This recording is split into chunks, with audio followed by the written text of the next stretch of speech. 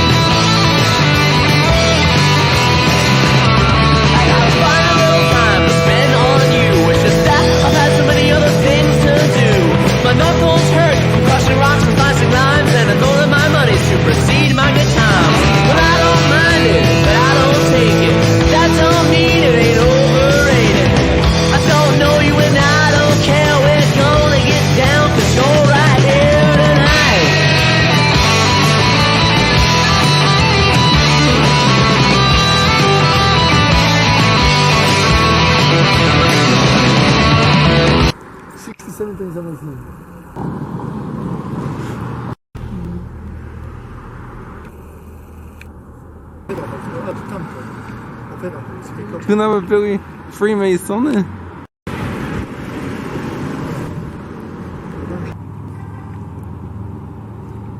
We're still on the loneliest highway. We've stopped in one of the only towns on the highway, the town of Eureka, with a whopping population of just over 600 people. It's actually the largest town on the America's loneliest highway, and is also regarded as its friendliest. The town was first settled in 1864 by a group of miners who came from nearby Austin. Legend goes, after they discovered silver in the nearby hills, they shouted Eureka, which in Greek means I found it. It's the usual boom and bust story. A town of 10,000 people sprung up virtually overnight, then declined just as fast when the silver ran out.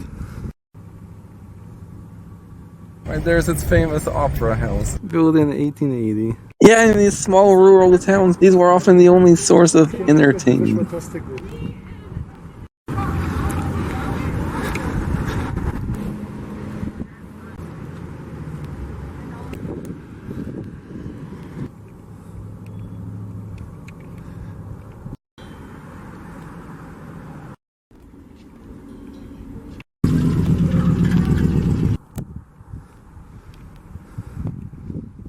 Okay, so I was using some old notes from when I was supposed to come here several years ago. For some reason, Nevada towns don't put their population on the sign. But I just checked and the current population is between 300 and 400. Which actually makes sense as I see a tons of abandoned buildings. So looks like people have been leaving. I'm not surprised. I can't imagine myself living out here. It's a very interesting but nice place to stretch your legs. Not just traveling the Loneliest highway is quite unsettling. You're literally in the middle of nowhere with no towns or services for miles and not even cell phone reception, so if anything were to happen, you really are completely alone.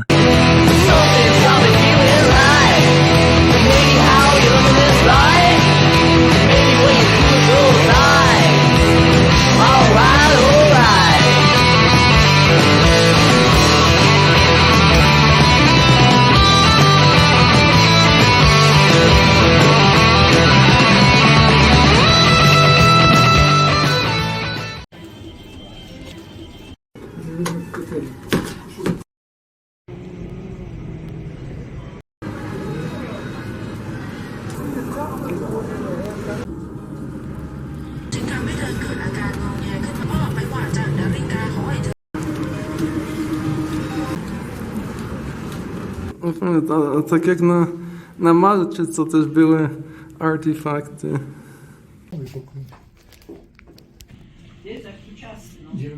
Taki z wierzchu wygląda brzydki, ale to jest So we're staying at the historic hotel in Nevada, where several celebrities and politicians have stayed. When it opened in 1929, it was briefly the tallest building in the state.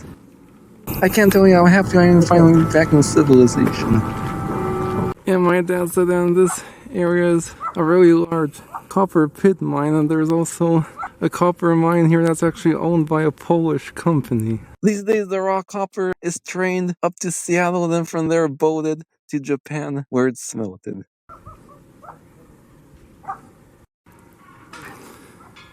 Just a few blocks from our hotel is the Renaissance Village, a famous attraction here in Ely, or Ellie, not sure how to pronounce it, Ely, but basically what it is a collection of houses showcasing the different immigrant groups, mostly Europeans, that inhabited this area.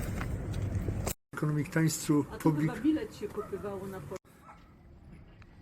Renesans. Dobra, chodź w tam.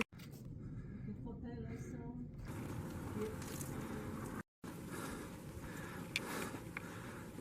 Tak. Nie otwarty, można zwiedzać w środku. Idź tam z tamtej. Slawik.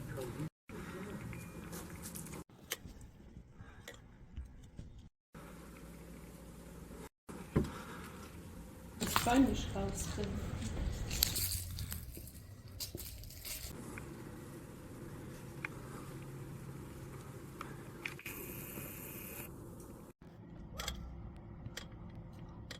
Widać tu, widzę. Piec tu jest kuchnia.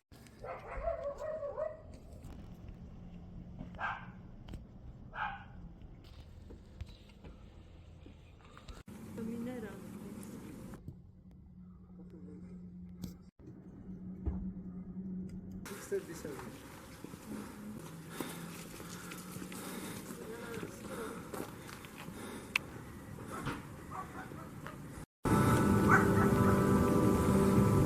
Yeah, cool little find.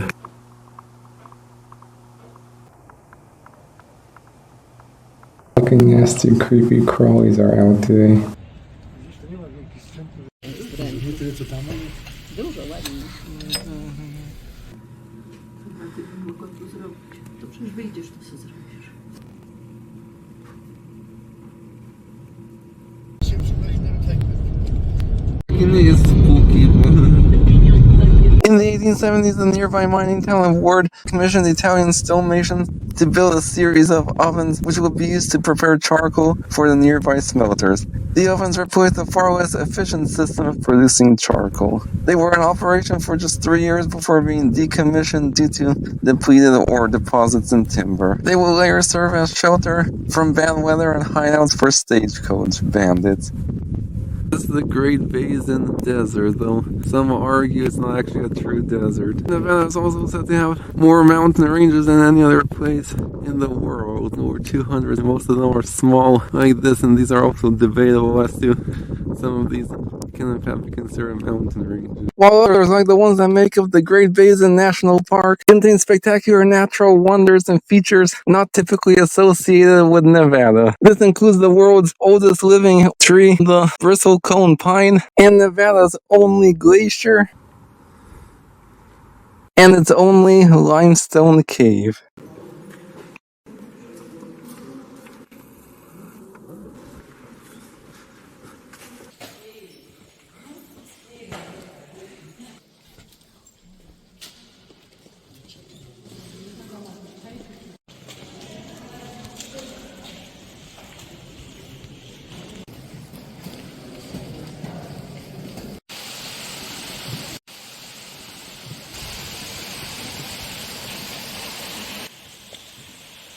I wanna sneak you around, in and out of sleazy bars downtown,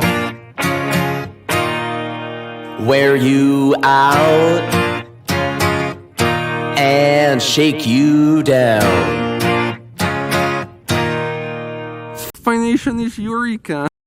We've stopped in the small town of Pioche. I think it's how you pronounce it because it was named after a French American, Francois Louis Alfred Pioche, and this traditional Old West town was settled in 1864 after the discovery of silver in the nearby hills.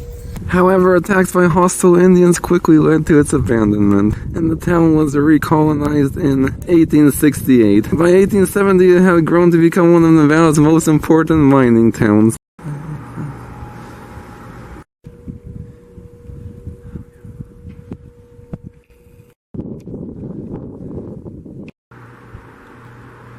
Bo czasami na zdjęciach nie wygląda tak ładnie jak... This is the city church?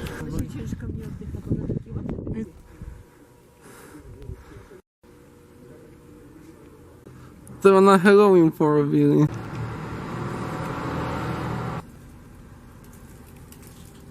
Due to its remote location, this town was subject of frequent raids by the local Native Americans. And in fact, local legend even says that at one point this town was so rough and lawless that 72 people were killed in gunfights before the first person even died of natural causes. These days, however, the town remains relatively peaceful, as the majority of its nearly 1,000 residents are members of the Mormon faith.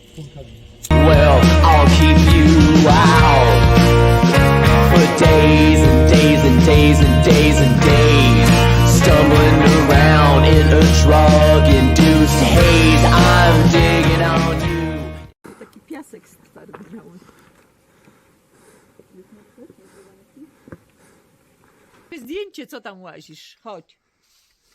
Oh wow, have a look at this. Tell me this doesn't look like something from another planet.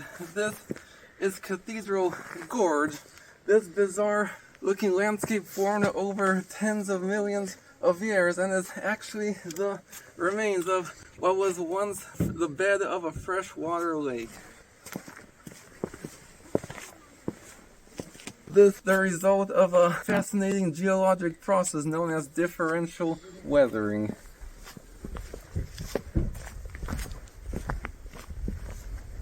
Over time, shifting faults caused the lake level to recede, exposing and leaving behind these layers of silt, clay, and volcanic ash from the old lake bed.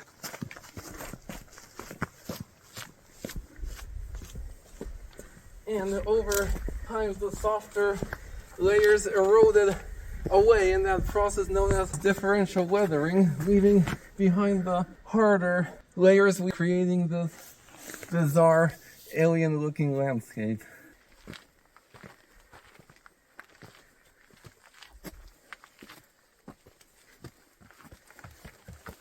O, tu jest ładne.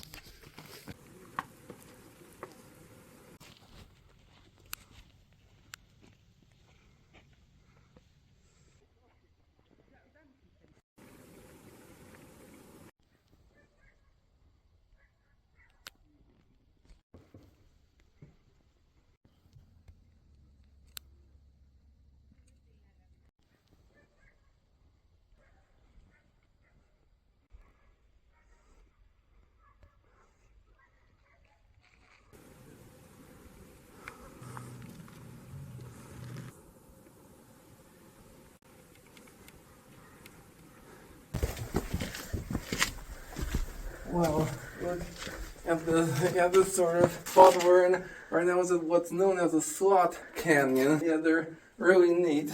They're basically these really narrow and tall desert canyons. They're really cool to explore, but they can be a bit dangerous after heavy rain because they often can get flooded like that in minutes if it starts raining. But today there's no rain in the forecast, so they should be safe to explore. Yeah, I actually heard a story about an indigenous guy in the Antelope Canyon who knew every nook and cranny. There was a flash flood and he ended up abandoning his group and making it out, but his group unfortunately did not. Les scouts qui sont là, non? Les scouts qui étaient...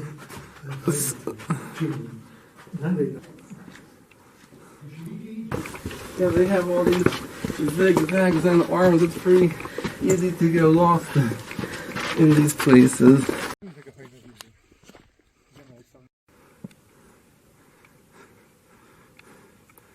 This habitat is what's known as a badlands. Yeah, this might even be better than the South Dakota badlands.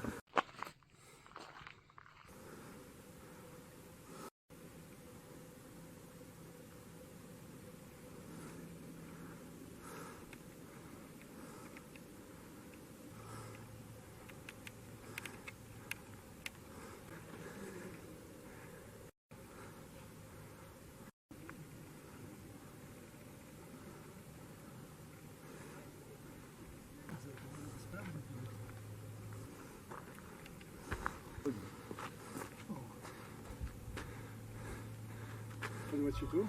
Yeah.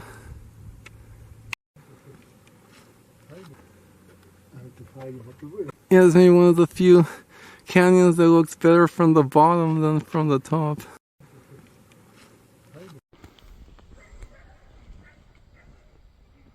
A tu jest Santa Clara.